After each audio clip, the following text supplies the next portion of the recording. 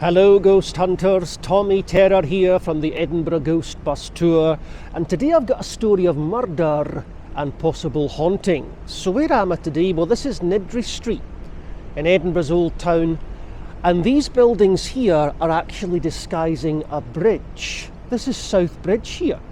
Now this bridge was built in 1788, and if you've ever heard of the Edinburgh Haunted Vaults, this is where the vaults are. They're actually built inside the structure of this disguised bridge. There's 120 storage vaults here. Originally the idea was these vaults would be storage spaces for the shops on top of the bridge, but they were damp, they were letting in water, so the shopkeepers couldn't store their goods there and the shopkeepers moved out.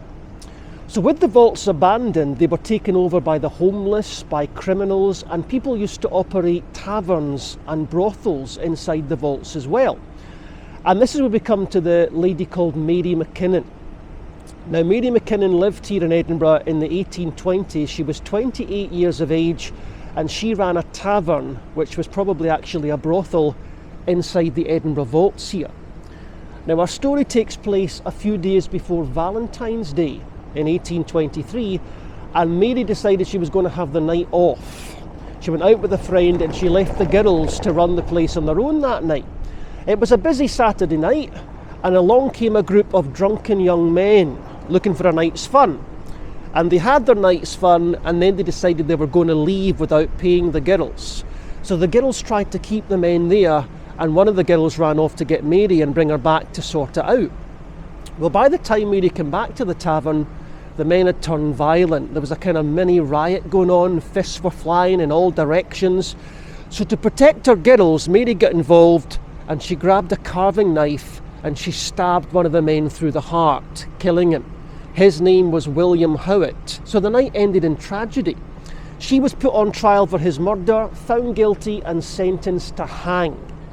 But it gets a wee bit romantic here, because on the night before her execution, she invited her lover to come and see her in prison for one last meeting. And the story goes that she took out an orange, she halved the orange in two, and she took one half and gave the other half to her lover. Now the next day, as she stood on the scaffold waiting to die, she looked up at the window of a building nearby, and her sweetheart was staring back down at her. She took out her half of the orange, pressed it to her lips and kissed it, gazed up at him. He had his half and he was kissing his half at the same time, and then they hanged her. And her body was given to the student doctors and dissected. That was common practice in those days. It was a kind of double punishment for the criminal to be hanged and then dissected by the doctors and denied a Christian burial. But it was a huge event, this execution. They say between 15 and 30,000 people turned up to see her hang, and they were selling souvenirs, little portraits of Mary, poems written about her, there were songs written about her. And there have been some reports of her haunting as well, haunting the Edinburgh vaults here.